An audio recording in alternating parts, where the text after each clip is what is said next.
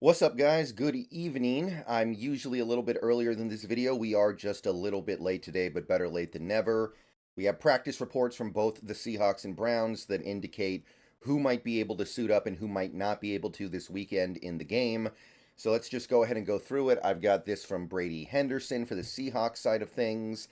And as you can see just from the initial look, the problem has reduced itself pretty significantly today. Compared to yesterday, things are looking downright sunny. There are some concerning factoids in this chart, however, and there has to be at least a little bit of consternation that a couple of key players could miss this game. We still have one more practice session left, but let's analyze what we got here. The did not participants participate in practices included Phil Haynes again. So it's not looking good for Phil Haynes being able to play this week. At this point, I kind of don't expect him to.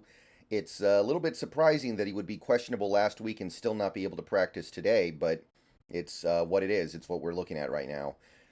Tyler Lockett did not participate. Apparently, he was doing some individual stuff off to the side, though, so he's probably fine for the game. But it is concerning that his practice ability is so limited right now. He is a veteran. He doesn't necessarily need to practice that much, but it could be indicative of some physical limitation on his part. It's definitely a little bit concerning because, again, it's a hamstring, and hamstrings can linger on forever sometimes. You just never know. We've also got Ken Walker, who misses practice for the second day in a row with a calf injury, and that would be a big blow. I'm not aware of anything that's likely to keep him out of this game, but his presence is definitely needed in this offense. So this is definitely cause for concern at this point. Hopefully we get good news tomorrow. And Bobby Wagner.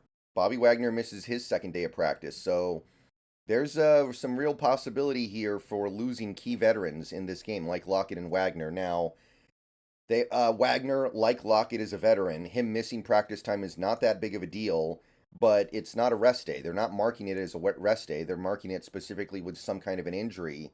So I do think there is some reason to be concerned that these players may, at the very least, play but be in some way inhibited physically.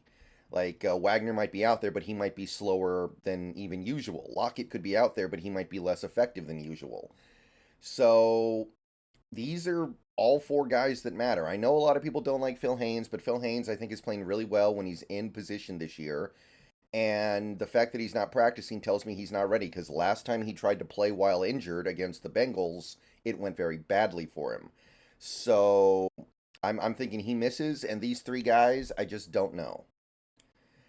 Well, I think Lockett will play. I'll put it to you that way. I think Lockett will play. These other two guys, though, I just wish we had a little more information. Limited participants included Jamal Adams and Damian Lewis. Now, Jamal Adams, he's resting mostly. I don't think this has anything to do with like a concern of him missing the game. So Adams is fine. Damian Lewis, I'm not really concerned here either. Now, he did participate in full yesterday. So him being limited today is a little bit alarming, I guess. But I have little doubt that he's going to play. Usually when you're limited on Thursday, you're good to go anyway. So it looks like we are going to get Damian Lewis, and I'm sure we're going to get Jamal Adams. And then we've got a slew of guys who were full at practice today, including Evan Brown, which is obviously great news that he held up.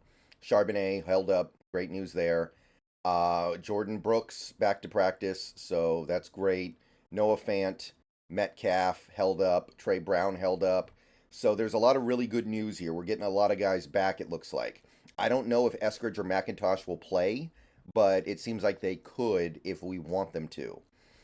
You also had Austin Faolu here, which obviously I don't expect him to be active even if he is healthy, but if he's healthy, all the better.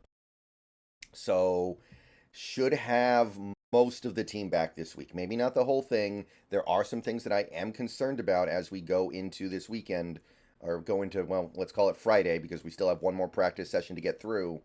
But it's not nearly as bad as it was yesterday. Like, obviously, part of the reason why it's not so bad is that Nwosu is no longer a factor because he's on IR. But a lot of the guys who made up the concerning part of the injury report were guys who were resting. We also had a lot of guys who were kind of on the fringe here, limited. Now they're practicing in full. So, really good signs across the board for this team to be pretty much all together this week. And by the way, Anthony Bradford and Jake Curhan aren't listed at all here, which is also great news. So awesome stuff there. All right, so that's the Seahawks side of things. We're going to hopefully get better clarity tomorrow, but right now things are looking decent.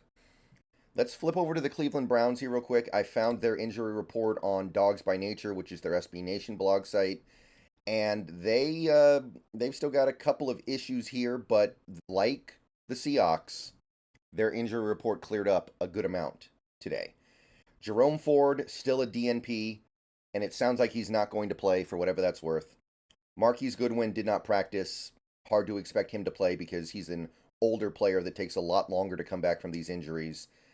Deshaun Watson, we already know he's out, did not practice, so that doesn't really change anything. Jedrick Wills did not practice. That's obviously a pretty big one, whether or not he can play. He's one of their top offensive linemen. But most other things that are significant went their way today. Kareem Hunt worked his way back to practice, so it looks like he'll be able to go. Njoku was able to practice in a limited form, so he'll be able to go. Anthony Walker also limited. Looks like he'll be good. The other guys here are more minor, like Taki was not able to practice, and Okoronkwo was limited in his participation. Those are not really the big ones, though. The big ones would be these other guys, especially Jerome Ford, because right now it looks like we're getting Kareem Hunt and Pierre Strong as the running backs. And that's a big departure from what the Browns were expecting to have going into this season. So that's about it for the Browns side of things. Doesn't look too bad overall for them.